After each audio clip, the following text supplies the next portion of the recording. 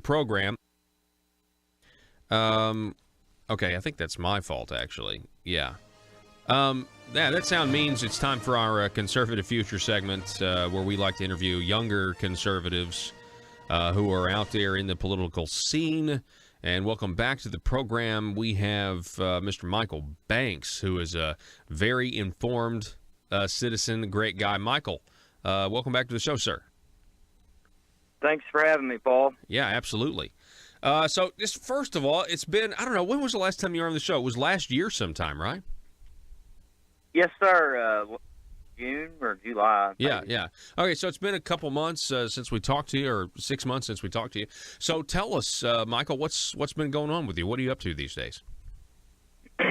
Well, I'm my wife and I are raising a 14-month-old little baby girl, and you know, I don't know anything about girls really. I've got 3 brothers. Grew up on a baseball field and in the oil and gas business, so I know dudes really well.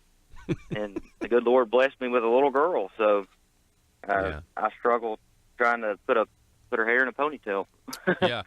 Okay, so I have a 6-month-old, first time dad myself, and so what can I expect? I was talking to a guy the other day who also has a little girl, and he was telling me, I was just like, okay, so what's going on, in the next couple stages, when she starts to crawl or she starts to walk. And he was just like, well, there are pros and cons. There are pros and cons to every stage, and you miss the last stage and you enjoy the next stage. But then, it's like, okay, great. She can take stuff and she can put it in the trash can. That's really good. That's an accomplishment. But she also pulls old stuff out of the trash can, and so you have pros and cons of each stage. So, I mean, Michael, feel free to drop some wisdom on me. What can I expect in the next 6 months?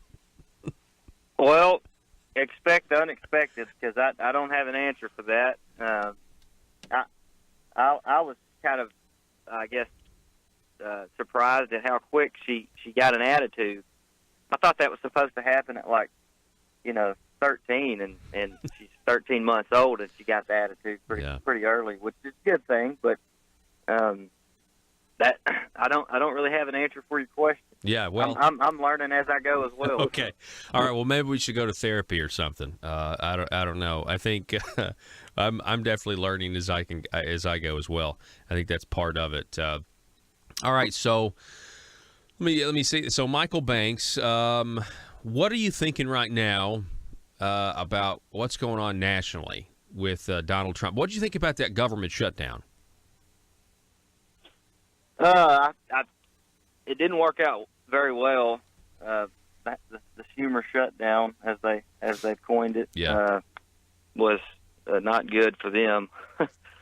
I find it fascinating that illegal aliens are more important than the people who are currently serving in our government and veterans and everybody else involved, which I don't think is going to work out well for them in future elections. Yeah, no, I don't either. I think that's why they ended it. And and I was listening to a montage yesterday of the media reporting how they kept using the word Democrats caved, Democrats caved, Democrats caved. And it's really astonishing. I don't know if I've ever heard the media talk so poorly about the Democrats or announce their failures as much as they have recently. And, of course, now, you've got the left and the people who want amnesty for everybody. They're really in full force. They're trying to, motivate Chuck Schumer and everything else. I don't know, though. I don't think this is going to, work out. I think it was a big step to, and maybe even a blow for conservatives to say, okay, you know what, we are going to grant some sort of amnesty or legal status here for DACA. Okay, all right, we can debate that. But the fact that Donald Trump was giving that and saying, but I want a wall, and you have Tom Cotton, who is, facing down New York Democrat Chuck Schumer on the national stage, very refreshing to see and talking about, but we're also going to end chain migration. We're not going to legalize these folks or give them legal status and then allow them to bring 6 million of their family members into this country, who then we have even another problem. Okay, well, what are we going to do with them? And so I just have been encouraged by Tom Cotton, especially, just seeing how he is, holding the line, so to speak. Me too, Paul. Me too. It's I was just having donuts and coffee with a good friend of mine, and we were talking about Tom Cotton and how proud we are that he represents us. So yeah. I feel like adequately represented right now about on that issue by him. All right. See what else? What other issues that we have going on? All right. Let's just talk about Arkansas for a second. I talked to you right before you came on. I understand you were in a highway meeting of some kind yesterday, kind of getting briefed on infrastructure or something. What can you tell us about that? So it was an Associated General Contractors meeting, and Scott Bennett, the director of Arkansas Highway Transportation Department, gave us a speech, and it was a really fair and balanced speech. Just he laid out the facts, and don't quote me on these numbers. I didn't write this stuff down, but I think historically the infrastructure highways and roads got about 14% of the general revenue in our state. And, that money's going right back to small business owners. Somebody's pushing the dirt. Somebody's laying the asphalt. It's private companies that are benefiting from that revenue going back into our roads and streets. Well, general revenue, as has increased, significantly over the last few years, and but roads and street funding is now just 6% of the general revenue goes into our roads and streets, and they don't really have a plan. Nobody has a plan to fund the future of our infrastructure.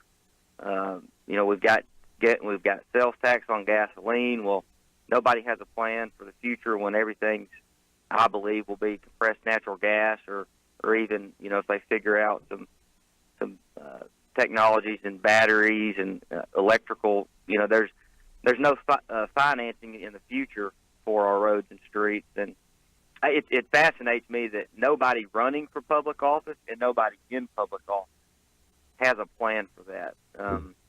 It's like 90% of our revenue in the state goes to education, our correction system, and healthcare. Mm-hmm. Mm-hmm. And then so the other 10% has to go to everything else. So we've got some issues going on, and nobody has a plan.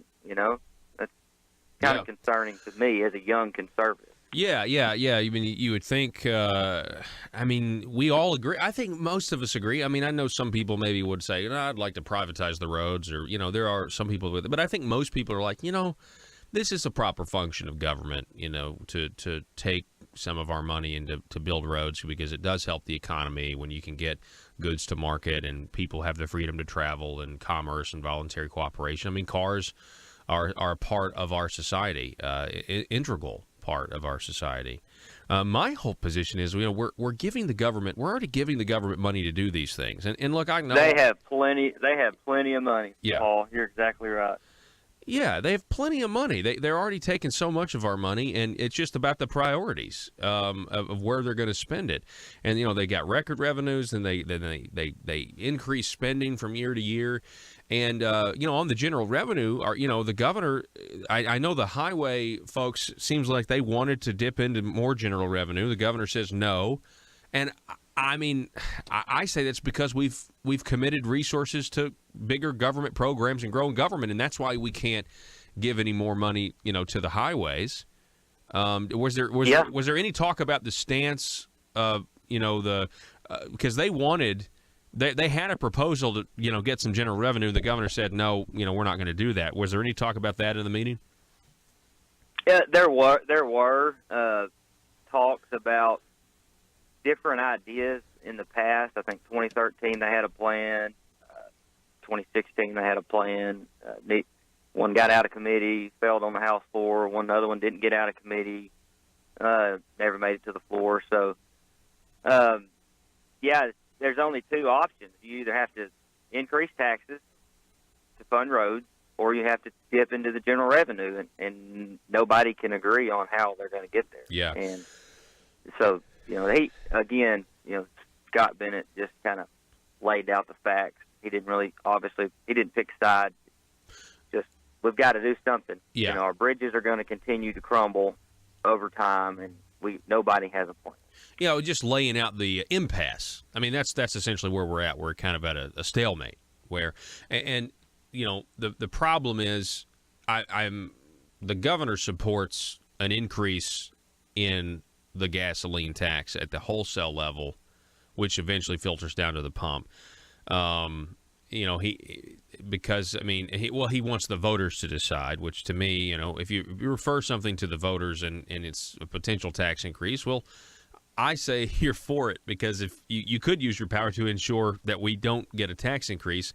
But the bill that failed in 2017, they were trying to refer a ballot initiative. So we would have been voting to raise our taxes on gas. But the bill's title and the title that would have appeared on the ballot mentioned nothing about that we would be paying more money. It was just to finance bonds, but they were going to use it was in the context of the bill, but it wasn't going to be in the title. It was going to trick people into voting for a tax increase, into voting to paying more at the pump.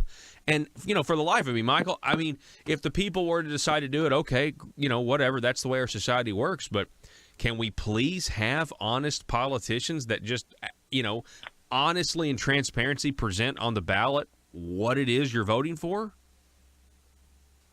Yeah, that's a challenge. I don't have an answer for that. I look back and I think about that ethics bill that had nothing to do with ethics. Mm-hmm. Yeah, you mean the one that increased their term limits? Yeah, by claiming to establish term limits. Yeah. Yeah, it's like nobody read the last few sentences in that issue. But, yeah. You're exactly right. Everything's very misleading in government. So yeah, that's why, I am passionate as a young conservative about the future, and it doesn't make sense to me to try to increase a gasoline sales tax.